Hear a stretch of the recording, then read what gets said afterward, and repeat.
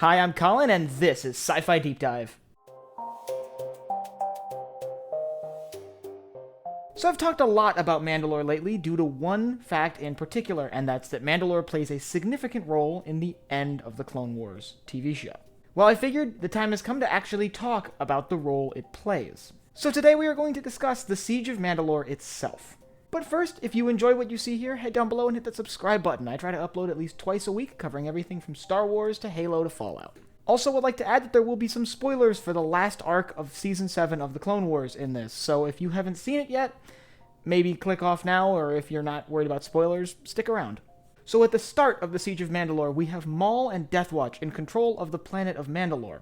Death Watch is sort of a fractured faction at this point, with part of their faction being opposed to Maul's control of the group. That sect of Death Watch has then gone off to secure the assistance of the Jedi in removing Maul from control of the planet. After some finagling, they're able to convince the Republic to send a detachment of clone troopers to liberate Mandalore from the control of Death Watch. Going into the battle, the objectives of the Republic were to secure Mandalore from Death Watch and capture Darth Maul. A detachment of the 501st, not the entire 501st, but a good chunk of the 501st, was sent in to achieve these goals. Defending Mandalore against the Republic were the forces of Death Watch, Darth Maul's super commandos. These highly trained, elite Mandalorian warriors were considered some of the best in the galaxy. The battle opens with a Venator-class Star Destroyer entering orbit around the planet basically unopposed.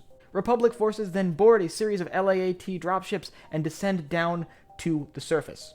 Following an opposed landing on the docks, they begin pushing their way inward towards the core of the capital of Mandalore. Interestingly, this assault tactically resembles the assault carried out on the same city by the forces of the Shadow Collective.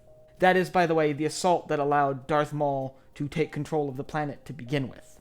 It seems like the Republic forces, along with the assistance of this rebel group within Death Watch, were able to quickly secure the throne room and really most of the city. The fighting quickly drove the defenders down into the sewers. However, the defenders weren't done putting up a fight, and they would make one last valiant effort after holding out in the sewers for what appear to be several days.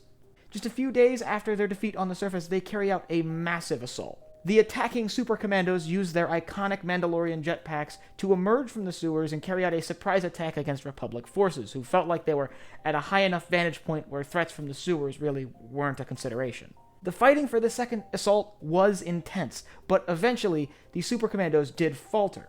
Their failure on the battlefield is mostly due to Bo-Katan's Mandalorian resistance forces, the Mandalorians that broke away from Death Watch, coming to the aid of the clone troopers that were engaged with the super commandos.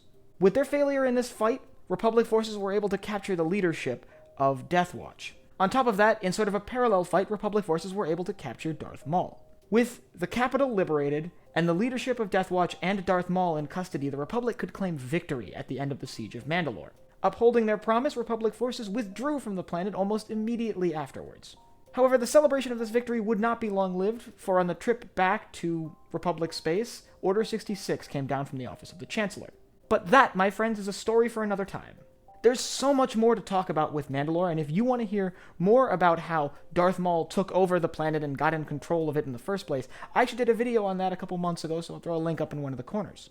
And if you have any thoughts about the Siege of Mandalore, anything that really stuck out to you as sort of awkward or interesting or anything at all, throw them down below in the comments. I love hearing that kind of thing. And if you enjoyed what you saw here today, or you just want more sci-fi discussions, head down below, hit the subscribe button and the bell icon so you get notified when I upload new videos. So for Sci-Fi Deep Dive, I'm Colin, and I will see you next time.